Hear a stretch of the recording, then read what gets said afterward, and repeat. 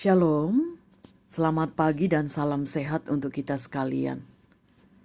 Mengawali seluruh aktivitas kita untuk hari ini, bersama kita akan beribadah. Mari siapkan hati, kita muliakan Tuhan dengan menyanyikan kidung pujian di tengah ombak dan arus pencobaan.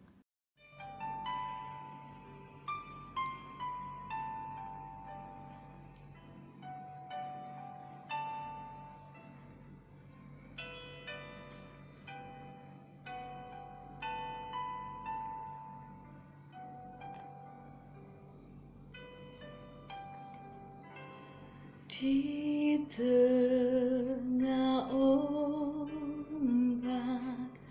dan arus pencobaan,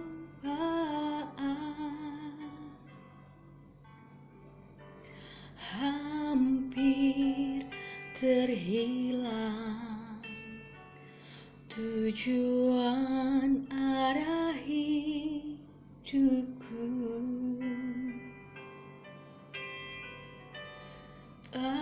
Bagaikan kapal yang selalu diombang-ambingkan, mengharap kasih-Nya seolah-olah tiada mampu. Yesus perhatikan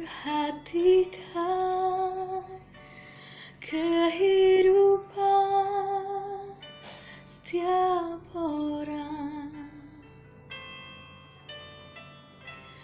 yang sudah rusak, dibetulkan dengan penuh kasih sayang.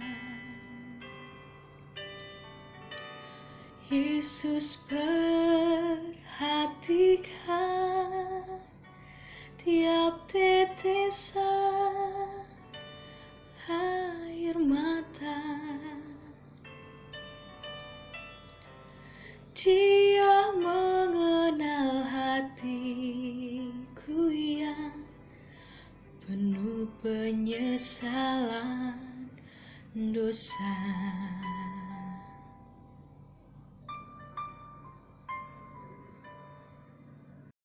Mari kita berdoa sebelum membaca firman Tuhan. Terima kasih Tuhan untuk waktu indah yang Engkau boleh anugerahkan lagi.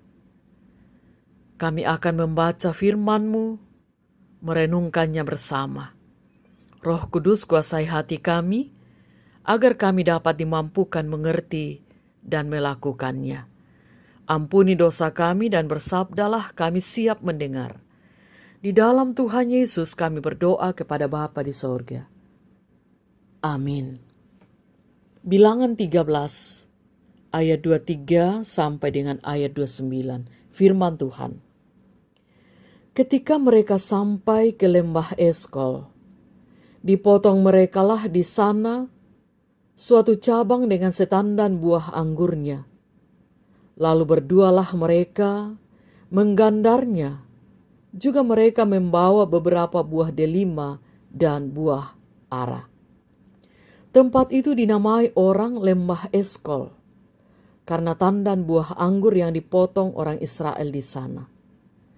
Sesudah lewat 40 hari, pulanglah mereka dari pengantaian negeri itu, dan langsung datang kepada Musa, Harun, dan segenap umat Israel di Kades, di padang gurun Paran. Mereka membawa pulang kabar kepada keduanya dan kepada segenap umat itu, dan memperlihatkan kepada sekaliannya hasil negeri itu. Mereka menceritakan kepadanya, kami sudah masuk ke negeri, kemana kau suruh kami, dan memang negeri itu berlimpah-limpah susu dan madunya, dan inilah hasilnya. Hanya bangsa yang diam di negeri itu kuat-kuat, dan kota-kotanya berkubu dan sangat besar. juga keturunan Enak, telah kami lihat di sana. Orang Amalek diam di tanah Negeb, orang Het, orang Yebus, dan orang Amori diam di pegunungan, orang Kanaan diam di sepanjang laut dan sepanjang tepi sungai Yordan. Demikian firman Tuhan. Berbahagialah kita yang mendengar dan melakukannya. Amin. Bukan tidak mungkin tema renungan kita untuk saat teduh ini. Ibu bapa dan saudara-saudara, sebagai pertanggungjawaban dari misi yang telah mereka jalankan, ke-12 orang mata-mata harus memberikan laporan sesudah menjalani Kanaan selama 40 hari. Hasil pengintaian itu disampaikan secara terbuka kepada Musa, Harun, dan seluruh bangsa Israel. Ayat 25 dan 26. Sesuai perintah Musa, mereka membawa hasil bumi yang merupakan bukti nyata bahwa tanah Kanaan memang subur dan makmur. Ini terlihat dari hasil bumi yang begitu bagus. Bayangkan, suatu cabang dengan suatu tandan, dengan setandan buah anggur, harus dipikul oleh 2 orang. Bukan hanya hasil pertanian, tetapi susu dan madu pun melimpah. Ayat 27. Persis seperti firman Tuhan kepada bangsa Israel sebelumnya. Betapa indahnya gambaran tanah yang akan menjadi milik mereka kelak. Bukan tidak mungkin muncul harapan dan keinginan untuk bisa segera masuk dan tinggal di sana. Namun sayang, laporan itu masih belum selesai. Bagian kedua laporan itu ternyata berlawanan dengan laporan sebelumnya. Berikutnya, mata-mata itu menceritakan tentang bangsa yang kuat dan raksasa yang mendiami negeri itu. Kota-kotanya pun berkubuh. Ayat 28-29. Singkat kata, tanah itu tidak mungkin mereka masuki. Bagian kedua kisah itu tampaknya lebih didasarkan pada kegentaran para pengintai itu sendiri. Mereka lupa bahwa Tuhan pernah berjanji akan memberikan tanah Kanaan kepada mereka. Akibatnya mereka menganggap orang kuat dan kota berkubu sebagai halangan yang tidak akan mungkin disingkirkan. Mereka tidak bisa melihat semuanya itu sebagai kesempatan untuk meraih kemenangan yang Allah akan berikan dalam rangka penggenapan janjinya kepada mereka. Saudara-saudara, kisah para pengintai ini mungkin juga adalah kisah kita sendiri. Bahwa terkadang kita melihat halangan sebagai gunung yang tidak mungkin untuk kita daki. Membuat iman kita kepada Allah bisa terkikis. Akibatnya, keluhan dan putus asa mewarnai hidup kita. Akan tetapi, bercermin dari kisah ini, kiranya kita belajar mengingat janji Allah serta tetap teguh dalam iman kita. Karena bagi Tuhan, segalanya tidak ada yang mustahil. Terpujilah Tuhan. Amin. Mari kita berdoa. Terima kasih Tuhan, Engkau menguatkan kami dengan firman-Mu. Meskipun di dalam kehidupan ini terkadang kami dipertemukan dengan tantangan bagaikan gunung yang tinggi dan atau bagaikan hempasan gelombang yang begitu dahsyat. Terkadang kami gentar dan takut, lalu kemudian kami kecewa dan kehilangan pengharapan. Kami bersyukur dikuatkan oleh firman Tuhan hari ini.